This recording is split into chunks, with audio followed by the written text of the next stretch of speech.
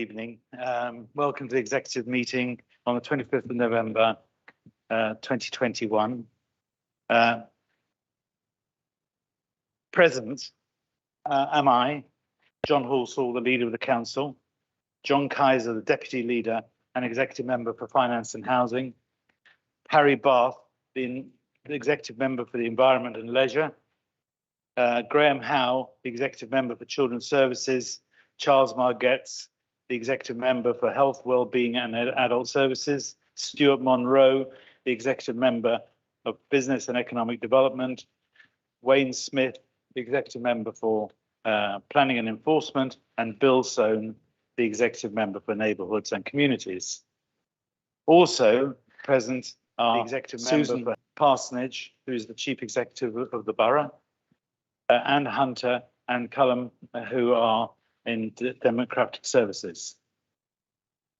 Just a little bit of housekeeping before I begin. Please ensure that any mobile devices or mobile phones are switched off. If you are participating via Teams when you are not speaking or being asked to speak, please mute your microphones. If you do not mute your microphone, it will be muted for you. To assist people viewing the meeting, could everyone participating via Teams turn off their cameras and only turn them on when speaking, and also introduce themselves whenever they speak.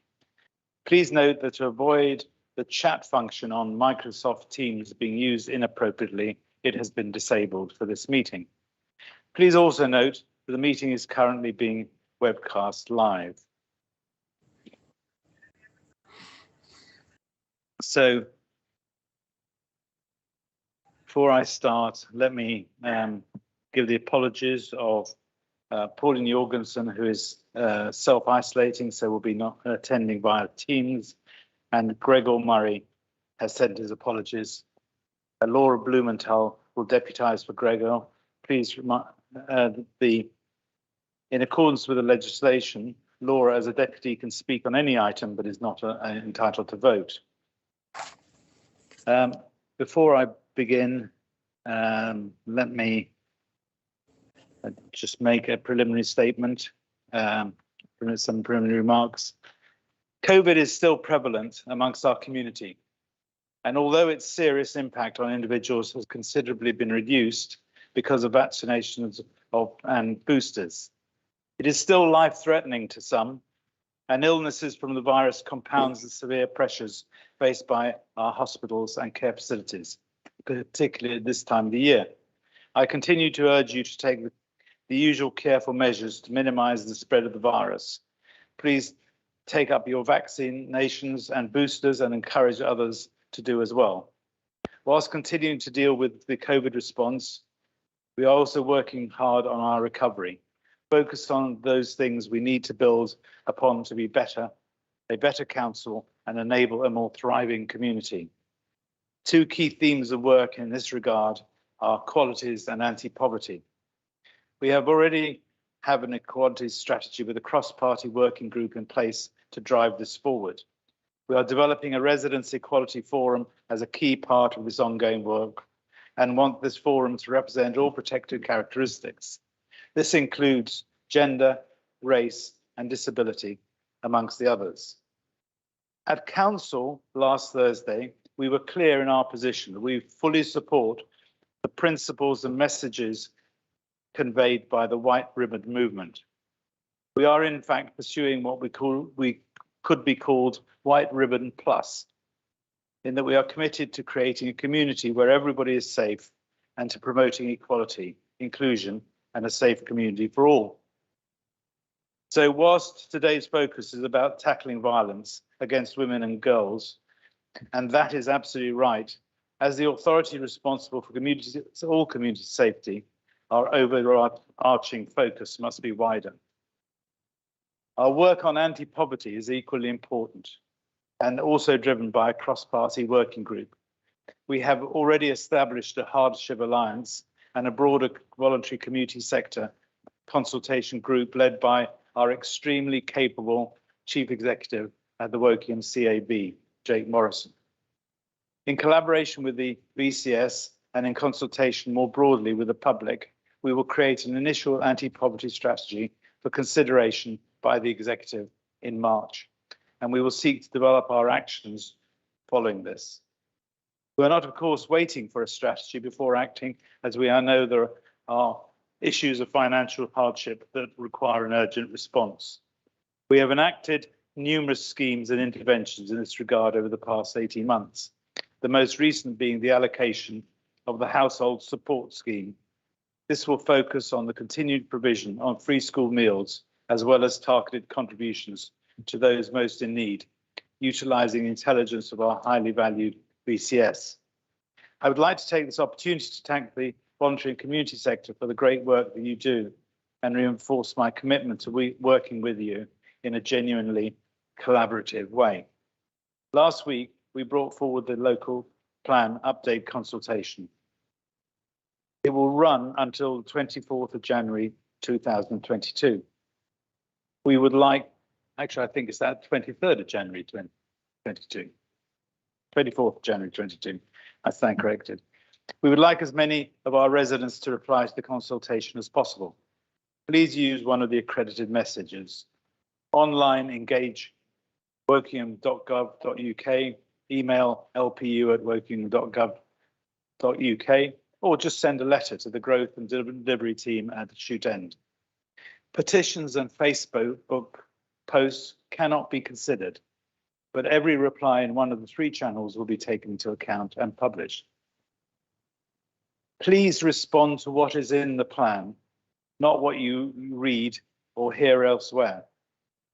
I would happily not build in Wokingham anywhere, as I believe that the Wokingham has taken its fair share. However, all the political parties nationally agree that 300,000 plus in both the Lib Dem and Tory manifestos should be built. There are very, very few brownfield sites in this borough. Wokingham borough is bounded by areas of natural beauty, green belt and royal lands. Practically the whole of the undeveloped borough is optioned by some developer. If we do not have a local plan which has been subject to inspection, any developer can gain planning permission. The net result would be several times the development required by the housing numbers, and the planning in the borough would be directed by central government. South Oxfordshire has found this to its cost. The housing numbers were not derived in February 2016 by a group of people, none of us who know who. They are derived from the National Planning Policy Framework and guidance from public statistics. We have taken advice from the best to ensure that these figures are at a minimum. Whilst we cannot justify exceptional circumstances, it is pleasing that the campaign I led to change the proposals, which would have taken our housing numbers to over 1,635, was successful. We have the opportunity of knitting this local plan to our climate change and biodiversity agenda. It is dependent on central government bringing building regulations into line with its climate change and biodiversity objectives. The council objective is to square the circle between development, climate change and biodiversity. It is a tough objective, but it must be doable. There has been a lot of scaremongering regarding Pinewood. To be clear, we're not proposing to remove any of the valued community groups from the site. The consultation does not plan any development in Pinewood, notwithstanding that the claim that it plans to concrete it over. The consultation asks what the organisations within it would consider to fund these organisations' stated need for considerable investment. The winter is now upon us. Due to the old and poor state of repair of the utilities and the pressure placed upon them, we will unfortunately see more failures. This will bring more problems on the roads. The demand for broadband with people working from home has exacerbated the issues on the roads. The council will do all in its power to ensure that the disruption is kept to a minimum. But we can't have people without lights, gas, water, and internet connections. They are now all essential to our way of life. Utility companies must deal with emergencies. The council cannot intervene. We can delay maintenance to ease problems, We all use the roads and understand the frustration delays caused on borough roads. We will do all we can to keep them to a minimum. As I said before, I'm very lenient with the good questions. I would point out that the total permitted time is 20 minutes. A questioner who has put a question in person may also put a supplementary question without notice. A supplementary question must arise directly out of the original question. Thank you for listening. Now, can I kind of turn to the minutes of the previous meetings? Anybody have any issues with any of those minutes? No? Can I have a proposer and a seconder? Wayne proposing, Graham seconding. Thank you. The minutes are approved. Any declarations of interest? Just the standard declaration of interest from me, which I'm on the board of Optilis Holdings Limited. John? Yes, I'm also on the board of Optilis Holdings, and I'm also on the housing companies. I also am on the board of housing companies. And the same for me, John. Thank you.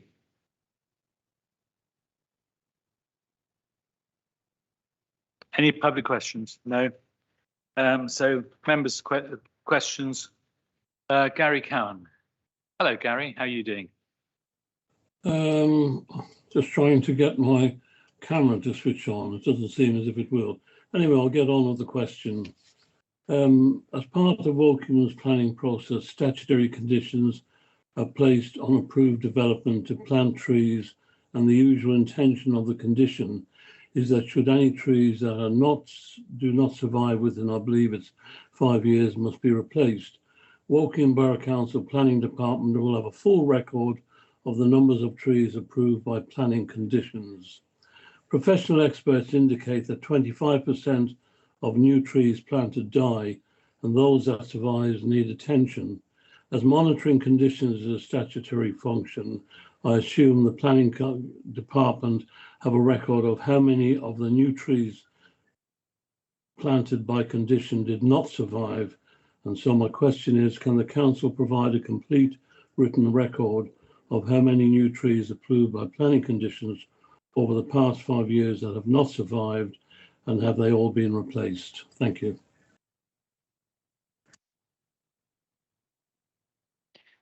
Good evening, Gary, and it's good to hear from you in which must be very difficult times for you and your family. And as I've said to you, our thoughts are with you. Planning enforcement is entirely a discretionary activity for local government. However, the council's compliance team, officers and the landscape architects do carry out regular landscape audits of new developments to check the survival of the newly planted trees. Those that have not survived are referred to the developers, whose responsibility is to replace any failed trees, as you indicate, and we will follow up the request to ensure replacement planted is carried out. The landscape audits are a useful activity to identify trees on new developments that require replacing. However, officers are always grateful to the public where they can report any dead or dying trees that they notice, so that we can then report those back to the developer for replacement. Officers also work very closely with the Wokingham District Veteran Tree Association volunteers, who are extremely helpful in reporting problems with trees on new development. Whilst we do not maintain a record of the number of trees concerned, the compliance activity is a discretionary activity which we recognise as extremely important from a placemaking and ecological perspective. I hope that helps. Thank you. Not really, because if the experts say 25% are lost, then we should have records that 25% are replaced. Anyway, my supplementary question is, research does show that hundreds of imposed planning conditions are not followed up, which undermines the planning committee's best intentions. And although it may not be a statutory role, would the executive member agree with me that Woking Borough Council's planning department has serious problems in following up on conditions? And what I would point out is the excellent work. I would ask is that the excellent work akin to the commission by Councillor John Kaiser on enforcement, which was a big success some years ago, could a similar one not be carried out on the planning department? Well, Gary, I don't agree with you, because when I first took over the executive role, I increased the number of enforcement officers. I'm also doing the same within Fran Hobson's area, and I brought an extra revenue bid forward for more staff. So I think that's absolutely rubbish. And I'm absolutely committed to the planning. And if you've got any examples, please let me have them, and I'll get the compliance team round to have a look. Thank you for that. Bearwood Reading Football Golf Club conditions, that would be worth a look at. I'll say no more, and thank you for your answer. Really nice to see you, Gary. Jim. I'm coming, sorry. I'm clicking a thing. Evening all. So my question Good evening. Hold on. Over the past 3 years, Shinfield has been subject to a significant development and a large number of associated planning conditions.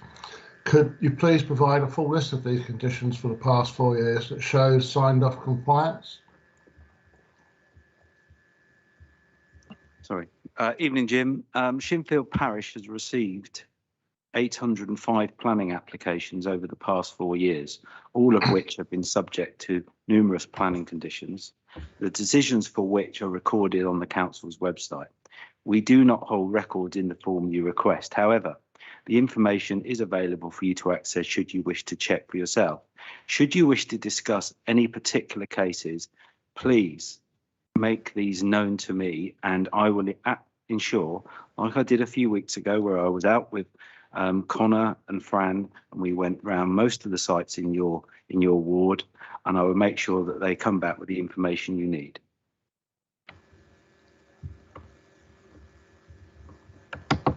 Thank you, Wayne. Most of the compliance issues I raise, I go to Connor with anyway. It takes so long to actually find an answer that by the time we get there, the compliance isn't visible. I've talked mostly, the most annoying one for residents is the working hours compliance, which seems to be abused until we have a reminder. It's then adhered to for at least a week, and then it goes back to being abused again. There seems to be no consistency with actually ensuring working hours. I think what we need to do, Jim, I mean, I did see some at the weekend where I know you were copied into some of the pictures that Jackie sent me.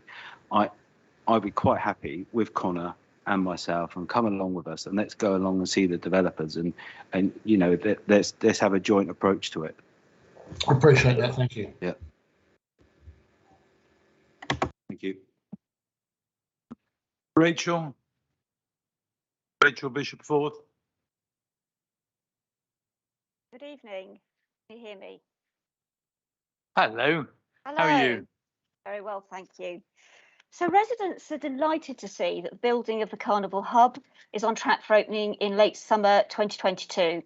Our understanding is that the Carnival Hub facilities will be open on Saturdays, Sundays and evenings to fit in with the times that residents with weekday work and education commitments will be looking to use them. Can the council confirm, please, that the new library will be open on Sundays and also on weekday evenings in line with the opening time for the other facilities? Hello, Rachel. Thanks very much for your question. Usage and opening hours within the library service are reviewed regularly to ensure that services are focused around the hours where there is most demand, whilst also ensuring we are mindful of adjusting service levels where there is less demand. Overall, this approach has ensured that the service has been in growth against the national backdrop of decline, whilst also delivering the service in a financial, sustainable way. To ensure that the library service continues to deliver on its existing success, It was reviewed at the Overview and Scrutiny Committee meeting in September 2021. This included a commitment to develop a new library strategy in 2022. Part of this process will be reviewing options to ensure that the service is delivered at places and times when there is most need within the local community. This review is an important element in ensuring that the Council continues to meet its statutory obligation of providing a comprehensive and efficient library service. In conclusion, we will wait until the revised strategy is complete before determining whether the Sunday and evening openings are required. But that is not to say that we are not open to any suggestions that will improve the service to our residents. Do you have a supplementary? Rachel? I do, yes. Thank you very much. I do hope that it can be open evenings and at weekends, because there are a lot of young people living in flats around that area who could really do with that as a peaceful place to study. But my supplementary is, when the new hub opens, there's great concern in the community that we're going to lose an asset in the old library building, because there's fear that that's going to be developed into flats. Are there any plans to replace that if it's going to be lost as an asset with, for example, youth clubs for young people in the community? Thank you very much. You say we're losing an asset. In fact, we are gaining an asset. The library service that we're going to be introducing into the hub is far superior to the library service that we can offer where we are at the moment. So I don't think that to say we're reducing our facility is true. I think it's far from it. No decision's been made as yet what will happen with the existing library, but I can assure you that the best possible use will be made of it. Thank you very much. Morag Malvern. Morag? Hello, thank you. My question is, there's a purpose-built youth club in Wokingham on Reading Road, which doesn't seem to offer any regular youth club type sessions. Why not? Good evening, Morag. Good evening. Why not indeed? The building known as the Wokingham Youth Centre houses the integrated early help service, the council's early help offer for children, which goes up to the age of 18.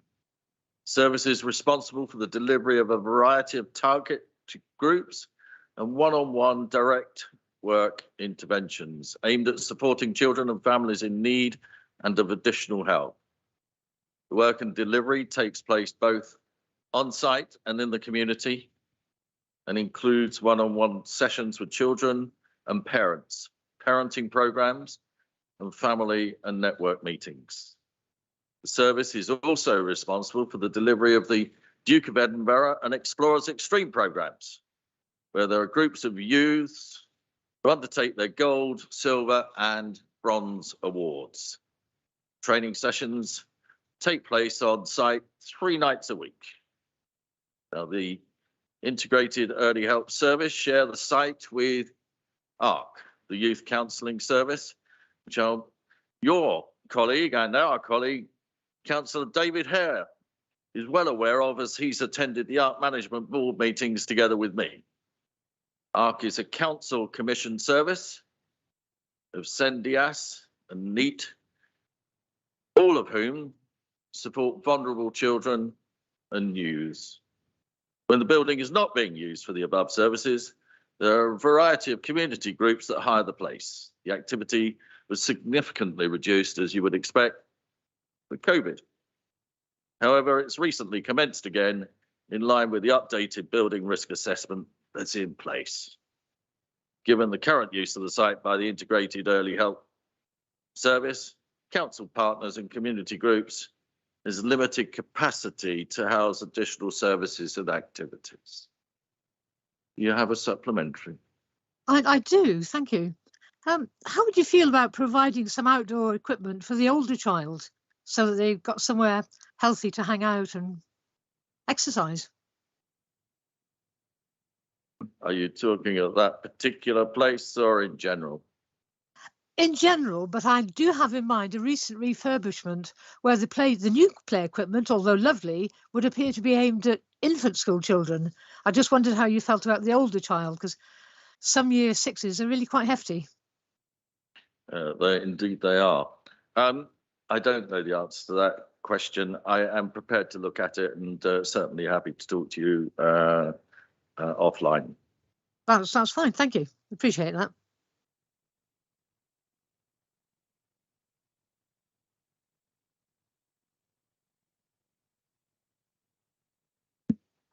I apologise. I've just been reminded that we expect the town councils to do much of that. And actually, I have to say that that also reminds me that in my neck of the woods, in Wargrave, it is Wargrave Parish Council that's put that kit in on the recreation ground. Nevertheless, we'll take a look at what provision there is and whose responsibility it is. I'll do that together with you. Lovely. Thank you. Appreciate that. That's the end of the questions. So can we go to the installation of on-street residential council-owned car park charge points, which is you, Pauline, and you, Laura? I can propose that tonight.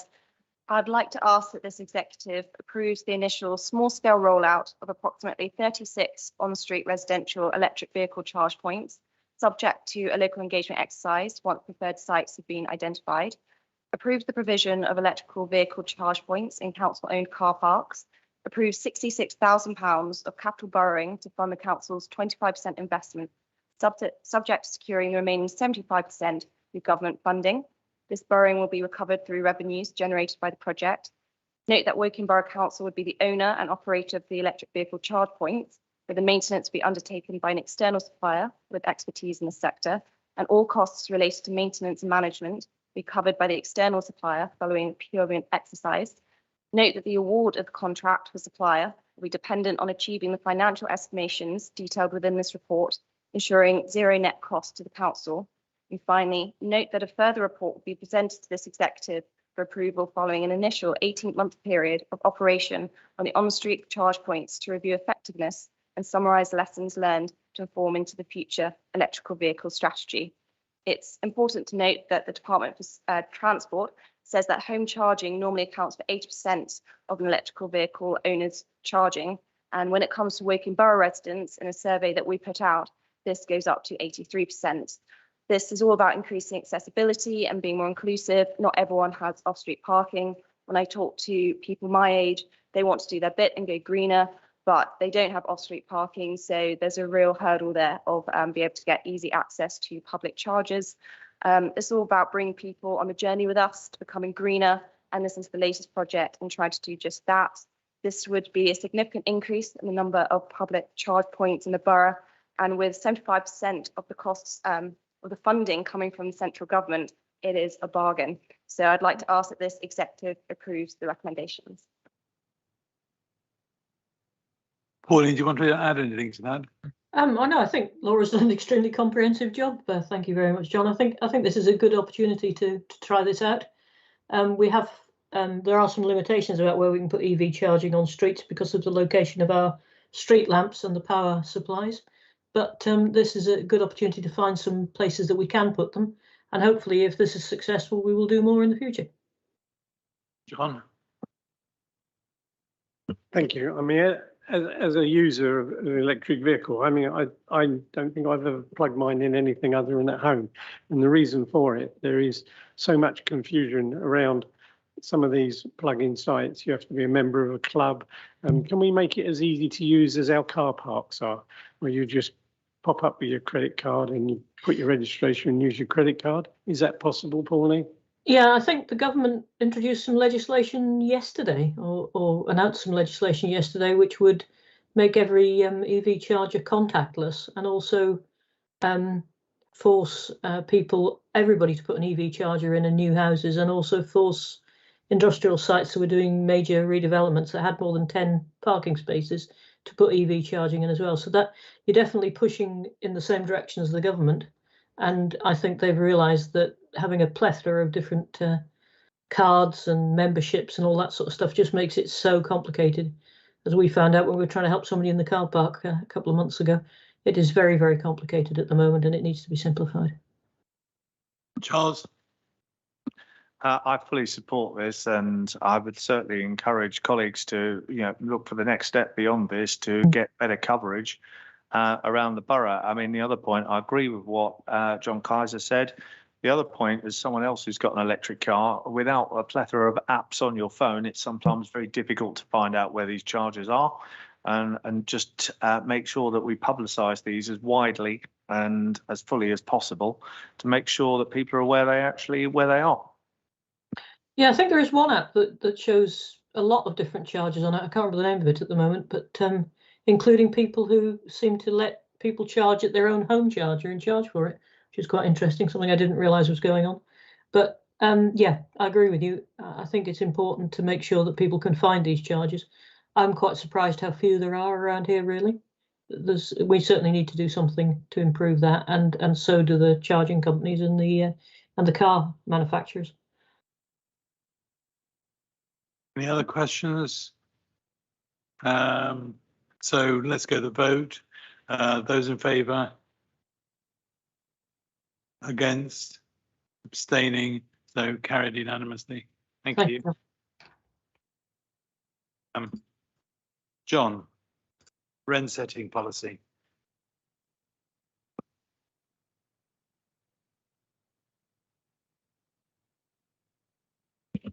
Thank you very much. The rent setting policy ensures we regulise the current annual rent setting process, and that we reconfirm the rent setting is part of the annual housing revenue account budget setting process. In common speak, that is the rents on our social homes that we own. Although this is a new policy, the policy requires we're required to have this policy by law to adhere to the rent standard 2020. That in practice means our approach to rent setting continues without any changes to our historic approach. The paper's here, it's an extensive paper. It's been widely consulted on. If anybody would like to ask any questions on. One question, have you put it to Tenant? Yes, I guess you're talking about the tenant and landlord improvement panel. Yes, in fact, they've wholeheartedly agreed it. It was consulted with them on 2 occasions, before and after it was implemented. So yes, it's the answer. I was going to say exactly the same thing, John.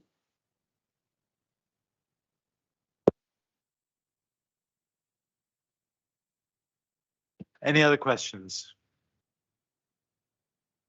They would go to the vote. The executive approved the rent setting policy as set out in Appendix 1 of the report. Those in favour? Those against? Carried unanimously. So therapy services for children and young people. So that sounds like you, Graham. Thank you, John. The recommendation here is to undertake a joint procurement exercise together with Wokingham, West Berkshire and Reading. Just to give a bit of background, the Council commissions occupational therapy, speech and language therapy, physiotherapy for children and young people with educational care and health plans. Council has been exploring the opportunity to work collaboratively with Brighter Futures for Children in Reading and West Berkshire Council, and to have a joint commissioning approach for future provision of these services for their local populations. This strategic approach to planning and procuring services in a joined up way is a means for the local authority partners to deliver better value for money, positive outcomes for children and young people with SEND, which is part of our statutory responsibilities. I'll take any questions. Thank you. Can you just confirm, Graham, that it actually is, although it's a jointly procured service, it's not a joint service as we've ideally entered into in the past that we've spent some time unwinding? So the precautions that were taken on this are that, first of all, Wokingham is leading the procurement on the service. Secondly, that any breaks in the service that broken either by Wokingham or one of the other partners, that we stand the proportion of the costs which are due to us. Thank you. That's what I need. Why are we going down the joint procurement route and not doing it singularly just as Wokingham? That's a very good question. And the reason for that is actually there's a lot of specialists involved in delivering this service. If we had been doing it individually, it would be expensive to put together and manage. But also we might find ourselves competing for the services of those specialists with our adjacent authorities. And therefore it makes sense with such a specialisation to collaborate.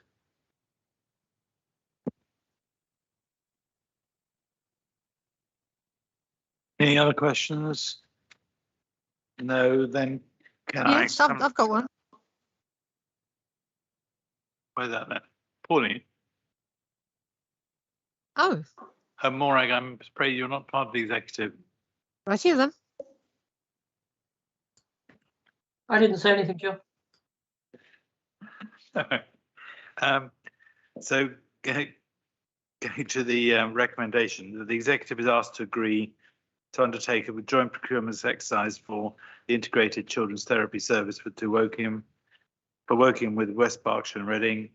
The three local authorities jointly procure a single lot and to delegate the authority to the Director of Children's Concerned Services in consultation with the lead member. Those in favour? Against? No. Carried. Then 83 Farley Hill Primary School Organisation, and it's you again, Graham. Popularity. As we're probably all aware, the school was moved to a new site in Arborfield Green at the start of this academic year. The parents living in new housing development have been able to meet the school's catchment policies, despite being able to see the buildings from their homes in some cases. Proposal will see the school expanded to 420 places, plus a nursery, whereas the catchment area is being expanded so that children living in homes in the immediate proximity of Arborfield Garrison Strategic Development Plan location are included. The plan is that the former site of Farley Hill School will be closed. There was actually a map somewhere which pictorially shows the shifting of the catchment area, which I'm sure makes a lot more sense to everyone. So there'll be an expansion, 60 places, and confirmation of revised admissions arrangements, which will enable children to be accommodated. We've also made, before the question comes up, the Coombs School that is nearby, we believe would not be impacted in any way in this change in the PAN number. Questions?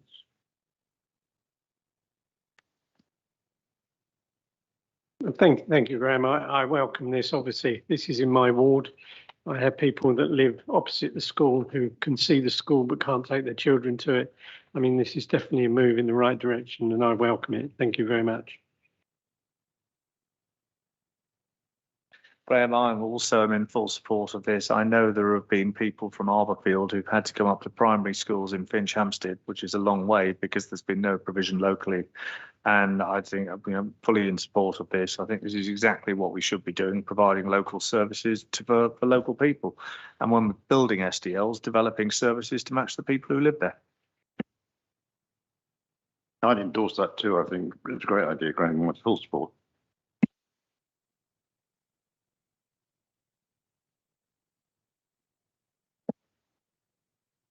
Coming to recommendation that the executive approves formal consultation on the proposal. The proposal agreed by the executive of the 30th of January 2020 for the expansion of the Farley Hill Primary School on 2 sites be replaced with a new proposal. The Farley Hill Primary School expands to 420 places plus this nursery from September 22, and the former school site in Farley Hill Village be formally closed. And that it endorses the changes to the 2022-23 school admission arrangements to ensure that all children living in homes on or in the immediate proximity to Arborfield Garrison Street development location are within the Farley Hill Primary School designated area. And the delegated authority, the Director of Children's Services, in consultation with the Executive Member for Children's Services, to determine the proposal. Those in favour? Those against? Carried. Thank you.